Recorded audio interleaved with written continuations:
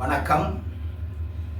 முன்னையிட்ட தீ முப்புறத்திலே, பின்னையிட்ட தீ தென் இலங்கையிலே என்று ஒரு பாடல் உண்டு. அதன்படி உச்ச நீதிமன்றத்திலே தமிழ்நாடு அரசு கொளுத்தி போட்ட நெருப்பு இன்றைக்கு இந்தியா முழுக்க கனன்று எரிந்து கொண்டிருக்கிறது. சட்டமன்றத்திலே இயற்றப்பட்ட தீர்மானங்களை, மசோதாக்களை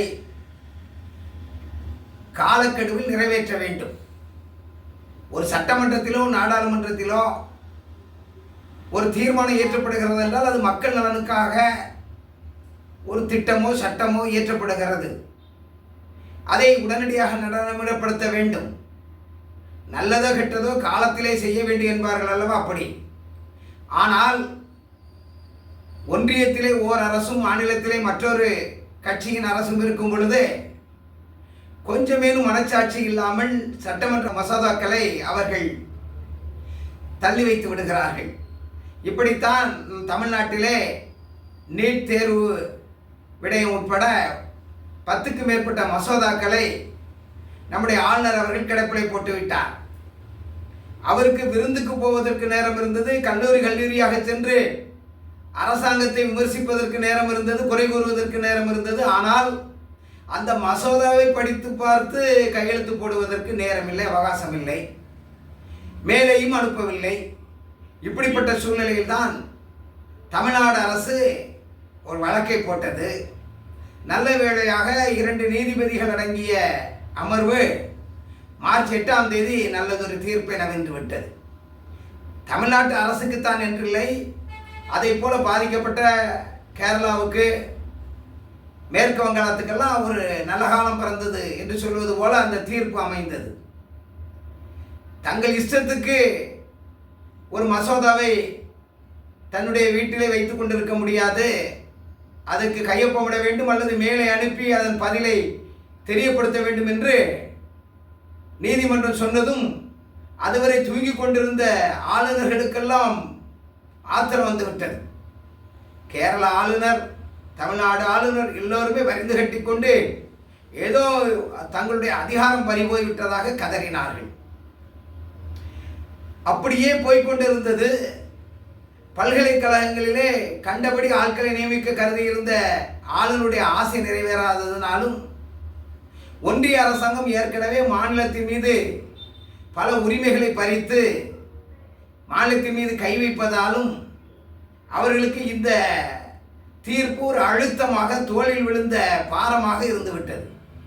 எனவே இப்பொழுது நம்முடைய குடியரசுத் தலைவி அவர்கள் உச்ச நீதிமன்றத்திலே முக்கியமான கேள்வியை எழுப்பியிருக்கிறார். இந்த தீர்ப்பு அரசியல் சட்டப்பிரிவுக்கு பொருத்தமானது தானா, அமைச்சரவை முடிவிற்கு ஆளுநர் கட்டுப்பட்டவரா என்பன உள்ளிட்ட பல கேள்விகளை, 14 துணை கேள்விகள் உட்பட பிரதான கேள்வியை எழுப்பி உச்ச நீதிமன்றத்தில் விளக்கம் கேட்டிருக்கிறார். 143வது பிரிவின்படி, அரசியல் சட்ட பிரிவின்படி 143 ஒன்றின்படி 2ன்படி உச்ச நீதிமன்றம் அப்படிப்பட்ட கருத்து தெரிவிப்பதற்கும் அவ்வாறு கருத்து கேட்பதற்கு குடியரசுத் தலைவருக்கு உரிமை உள்ளது.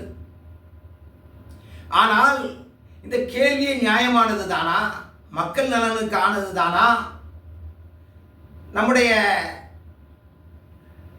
நாடாளுமன்ற சபாநாயகர் தன்கர் சொல்வது போல ஜனநாயக சக்திகளுக்கு எதிரான அணு ஏவுகணையா இது இந்த தீர்ப்பு? ஏன் இப்படி கதறி துடிக்கிறார்கள்? உயர்நிலையிலே மிளகாய் தூளை போட்டது போல துடிக்கிறார்களே என்று பார்த்தால், சும்மா சொகுசாக கவர்னர் மாளிகையிலும் குடியரசுத் தலைவர் மாளிகையிலும் இருந்து விருந்துண்டு கழித்து கேளிக்கை செய்து வேடிக்கை காட்டி விமர்சனம் பண்ணி கொண்டு விளையாட்டாக அவர்கள் பதவியை அனுபவிப்பதைத்தான் இதுவரை இவர்கள் செய்திருக்கிறார்கள். ஆட்டுக்கு தாடி தேவையா, நாட்டுக்கு குடியரசு தேவையா என்று கேட்டது இணங்க குடியரசுத் தலைவரோ ஆளுநர்களோ ஒரு ஒட்டு தசை போலத்தான் ஜனநாயகத்தில் இருக்கிறார்கள். அந்த ஒட்டு தசையினால் எந்த பயனும் இல்லை, எந்த நரம்பையும் அது இயக்கப் போவதில்லை என்பதனாலும் அவர்களுக்கு செலவழிக்கப்படுகின்ற பல கோடிக்கணக்கான பணம்.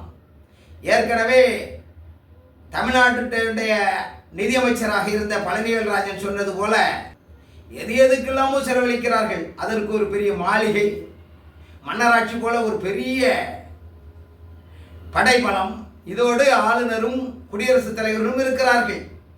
இவர்களுக்கு மக்களுக்கான ஒரு மசோதா, மக்களுக்கான ஒரு தீர்மானம் வரும் பொழுது அது ஓரளவு மக்களுக்கு ஏற்றதில்லை என்றால் கருத்து சொல்லவும் உரிமை இருக்கும் பொழுது அதன் மீது கருத்து கூட தெரிவிக்காமல் அப்படியே கிடப்பில் போடுவதற்கு உரிமை வேண்டும் என்று கேட்கிறார்கள். இது ஜனநாயக சக்திகளுக்கான ஒரு கேள்வியா? அப்படி நீங்கள் கையெழுத்து போட வேண்டும் அல்லது ஒரு காலக்கெடுவுக்குள் திருப்பி அனுப்ப வேண்டும் என்று உச்சநீதிமன்றம் சொன்னது ஜனநாயக சக்திக்கு எதிரான அணு ஏவுகணையா என்பதை எண்ணி பார்க்க வேண்டும். ஏற்கனவே அரசியல் சட்டப்பிரிவு 201 இது பற்றிய ஆளுநருடைய அதிகாரம் பற்றிய விவரம் வருகிறது. அதிலே சட்டமன்ற மசோதாக்களுக்கு காலக்கெடு விதிக்கப்படவில்லை, அவ்வளவுதான். ஆனாலும் சூழ்நிலையை நன்றாக அவதானித்து இதற்கு தேவை என்று உச்சநீதிமன்ற நீதிகள் மக்களின் சார்பில் நின்று இந்த முடிவு எடுத்திருக்கிறார்கள். அப்படி இருக்க ஏதோ தங்கள் அதிகாரம் பறிபோனது போல வாளர்ந்த நரி போல துடிப்பது எதற்கு என்று தெரியவில்லை. இது ஒரு அரசியல் சார்பான கேள்வியாக இருக்கிறது. இதுவரைக்கும் எந்தவித பிரதான பிரச்சனைகளுக்கெல்லாம் குரல் கொடுக்காத குடியரசுத் தலைவர் அவர்கள் யாருடைய குரலை எதிரொலிக்கிறார்கள் என்றால் பிரதமருடைய குரலை, பாஜக தலைவர் குரலை, பாஜக கட்சியினர் குரலைத்தான் எதிரொலிக்கிறார்கள் என்பது இதன் மூலம் தெரிகிறது. யாருக்கு எதிராக இந்த குரல் எழுப்பப்படுகிறது என்றால் ஜனநாயகத்துக்கு எதிராக எழுப்பப்படுகிறது. உயர்நீதிமன்ற நீதிபதியாக இருந்த நீதியரசர் சந்துரு சொல்ல இருக்கிறார், இந்த கேள்விகளுக்கு 143(1) 2 இருக்கின்ற கேள்விகளுக்கு பதிலளிக்க வேண்டிய அவசியம் கட்டாயமில்லை என்று சொல்கிறார்கள். அப்படி பதிலளித்தால் கூட இது தீர்ப்பாக ஆகாது. இந்த விளக்கம் அவர்கள் உச்சநீதிமன்றம் தருகின்ற விளக்கம் தீர்ப்பாக ஆகாது. வேண்டுமானால் வருங்கால நடைமுறைக்கு வழிகாட்டியாக இருக்கும் என்று குஜராத் அரசுக்கும் அகமதாபாத் செயின்ட் சேவியர்ஸ் கல்லூரி சங்கத்துக்கும் இடையிலான 1974 வழக்கிலே இப்படிப்பட்டு தெரிவிக்கப்பட்டிருக்கிறது. ஆகவே இதை வேண்டுமானால் வருங்கால நடைமுறைக்கான வழிகாட்டியாக எடுத்துக்கொள்ளலாம். ஆகவே எந்த விதத்திலும் இந்த கேள்வி எழுப்பினால் அந்த விளக்கம் ஒன்றும் இவர்களுக்கு சாதகமாக இருக்க போவதில்லை. இவர்கள் நடவடிக்கை மக்களுக்கும் சாதகமாக இருக்கவில்லை.